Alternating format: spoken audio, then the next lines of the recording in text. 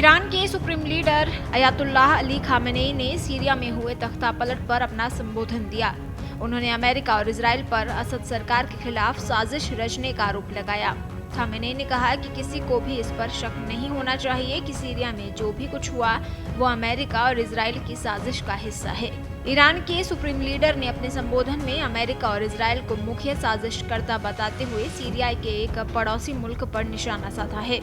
उन्होंने किसी देश का नाम लिए बिना कहा कि सीरिया के एक पड़ोसी देश ने इस मामले में मुख्य भूमिका निभाई है और वो ऐसा करना जारी रख रहा है, इसे हर कोई देख सकता है। ईरान के सुप्रीम लीडर खामेनेई ने कहा कि हमारे पास इसके सबूत हैं जो किसी के लिए भी संदेह की कोई गुंजाइश नहीं छोड़ते।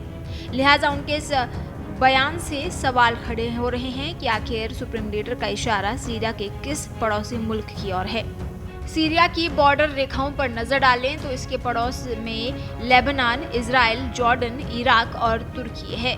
इस पूरे घटनाक्रम में इराक लगातार ईरान के संपर्क में रहा है और वो ईरान के फैसले का इंतजार भी करता रहा। वहीं लेबनान में हिजबुल्लाह की मौजूदगी की वजह से वो ईरान का भरोसेमंद है। नवंबर से जारी घटनाक्रम को लेकर तुर्की पर लगातार आरोप लगते रहे हैं, लेकिन खामेनेई के संबोधन के बाद शक की सुई जॉर्डन की ओर भी घूम गई है। ऐसा क्यों है, आइए आपको बताते हैं।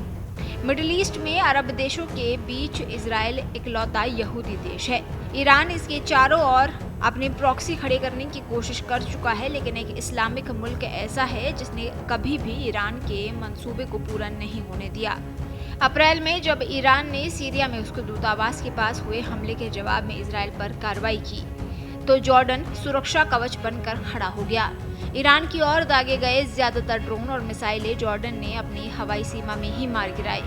1 अक्टूबर को जब ईरान ने इजराइल पर करीब 180 बैलिस्टिक मिसाइलें दागी, तब भी जॉर्डन ने उन्हें अपनी सीमा में ही इंटरसेप्ट करने की कोशिश की।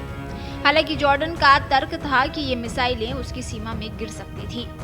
जॉर्डन के किंग अब्दुल्ला द्वितीय अमेरिका के करीबी माने जाते हैं और इजराइल के खुलकर मदद करते रहे हैं। करीब 1.25 करोड़ की आबादी वाले सुन्नी बहुल अरब मुल्क जॉर्डन में अमेरिका का सैन्य अड्डा भी है, लेकिन हैरानी की बात है कि वो फिलिस्तीनियों के अधिकारों की पैरवी करते रहे हैं। जॉर्डन में सीरिया और फिलिस्तीनी शरणार्थियों की संख्या लाखों में है। इराक युद्ध, सीरिया गृह युद्ध और फिलिस्तीन पर इजरायली हमले ने जॉर्डन में शरणार्थियों की संख्या वहां की मूल आबादी के लगभग बराबर बढ़ा दी है। जॉर्डन की 1.15 करोड़ की आबादी में करीब 35 लाख फिलिस्तीनी शरणार्थी और 10 लाख सीरियाई शरणार्थियों के होने का अनुमान लगाया जाता है। तुर्की सीरिया का पड़ोसी मुल्क है और इसके साथ सीरिया की सबसे लंबी 909 किलोमीटर की सीमा लगती है। जॉर्डन की तरह तुर्की भी सुन्नी बहुल मुल्क है।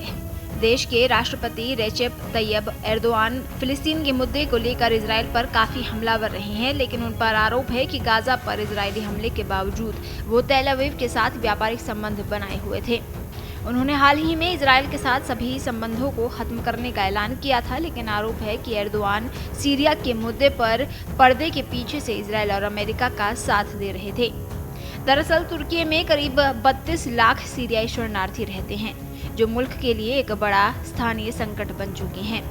इसके अलावा सीरिया बॉर्डर पर मौजूद कुर्द लड़ाके भी उसके लिए बड़ा खतरा बने हुए हैं।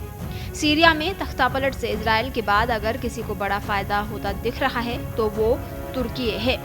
एर्दोआन समर्थित लड़ाके और तुर्की की सेना ने भी उत्तरी सीरिया में कुर्द विद्रोही गुटों के खिलाफ हमले शुरू कर दिए हैं।